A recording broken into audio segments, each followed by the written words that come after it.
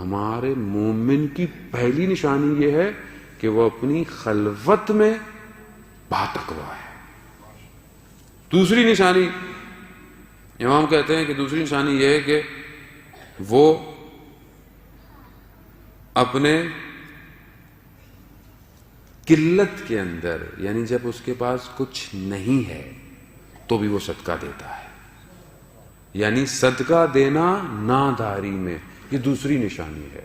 خوب جس کے پاس پیسہ ہے اس کو تو دینا ہی ہے، قرآن بھی کہتا ہے کہ اپنے مال میں سے انفاق کرو. لیکن جس کے پاس نہیں ہے، تنگ دست ہے، خوب نہیں ہے، بہت زیادہ نہیں ہے، وہ جو صدقہ دیتا ہے وہ دوسری نشانی ہے مومن کی. وہ شخص ہے آیا رسول خدا حضرت محمد مصطفیٰ صلی اللہ علیہ وآلہ اللہم صلی علی محمد وآل محمد، کہا کہ مولا وہ رسول اللہ وہ حالات ٹھیک نہیں ہے، یعنی رزق میں تنگی ہے، کیا کریں؟ کہا صدقہ دو. اب بولیں گے پہلے بیچارے کے حالات تنگ ہیں، پھر رسول اللہ کریں صدقہ دو، کہاں سے صدقہ دے گو؟ کہا کہ نہیں صدقہ دو، جو بھی ہے دو. دیا، کوشش پیدا ہو گئی.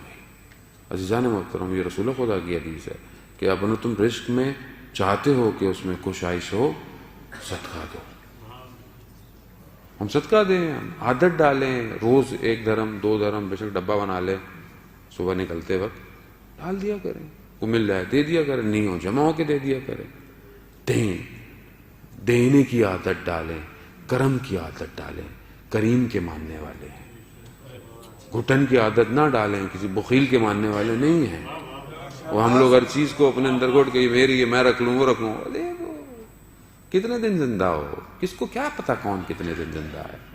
ابھی اٹھے اگلی سانس نہ ہو تو بہتر ہے شاید کوئی چیز روز قیامت کے لیے اچھی بن جائے تو انسان تھوڑا فراغ دے لو. تیسری نشانی امام کہتے ہیں کہ ہمارا ماننے والا والصبر عند المصیبہ، مصیبت جب اس پہ آتی ہے تو وہ صبر کرتا ہے، پریشان نہیں ہوتا، پھٹتا نہیں ہے. یہ کیا کر دیا خدا میرے ساتھ، یہ کیا ہو گیا، میں تو نمازیں پڑھتا تھا، میں تو یہ کرتا تھا. جیسے ہمارے بچے اچھے ہوتے ہیں نا، امتحان میں اچھے نمبر نہ آئے تو اتنی نمازیں پڑھی تھی مولانا صاحب ہم نے، تو بس ذکر کیا تھا. بھائی ذکر کے ساتھ کورس بھی پڑھنا تھا نا، صرف تسبیح تھوڑی پڑھنی تھی.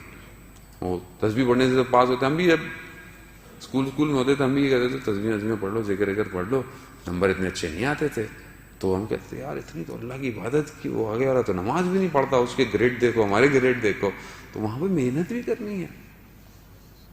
مصیبت پڑے گی. مصیبت کس کی ہے؟ صحت کی، بیماری کی، پیسے کی، معاشی، ہر طرح کی مصیبت ہے. مصیبت پر صبر کرنا مومن کی نشانیوں میں سے ایک نشانی ہے.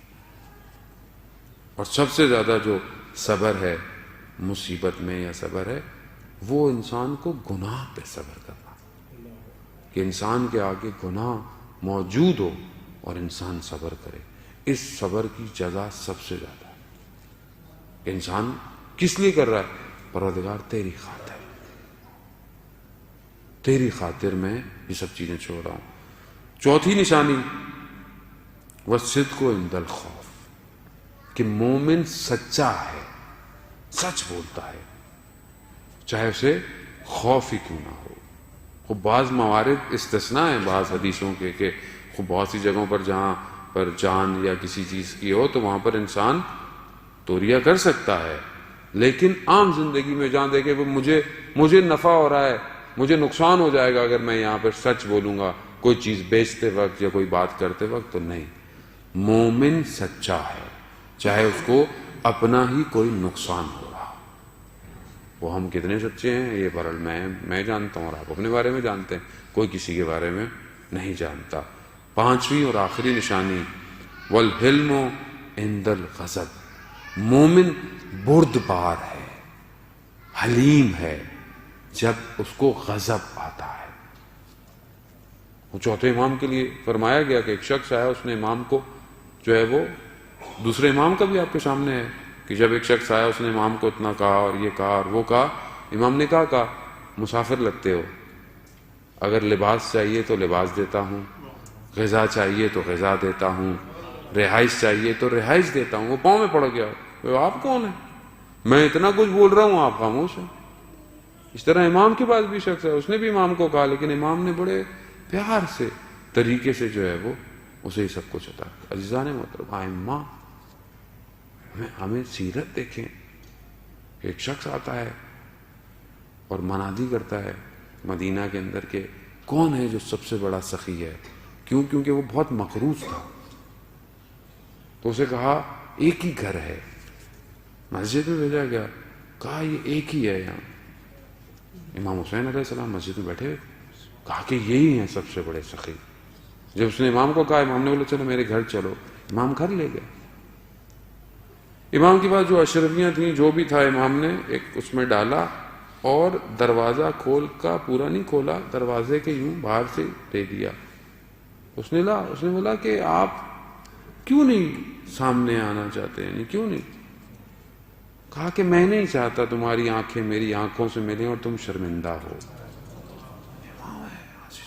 پھر امام نے قرآن کی آیتوں کی تلاوت کی کہ صدقات جو لوگ نہیں دیتے ان کے ہاتھ کس طرح ریت میں ہوں گے، تو وہ رونے لگ گیا، کہتا مولا آپ کے تو نہیں ہو سکتے کبھی بھی اس طرح، لیکن امام خدا کی بارگاہ میں اس طرح تضرع کرتے ہیں۔ عزیزان محترم، ہم وہ زاویہ اپنی ائمہ کا دیکھیں، اس لیے بہرحال کیونکہ امام سجاد کا ہے تو وہ گریا، وہ دعائیں دیکھیں۔ وقت نہیں ہے کہ میں اگر ماہ رمضان ہوتا تو یقیناً دعائیں ابو حمزہ عثمالی ہم پڑھتے اور یہ دیکھتے کہ وقت بہت محدود ہے ہمارے پاس، لیکن اپنی زندگی میں کچھ تھوڑا سا دیکھیں کہ ائمہ نے کس طرح قربانیاں دی ہیں۔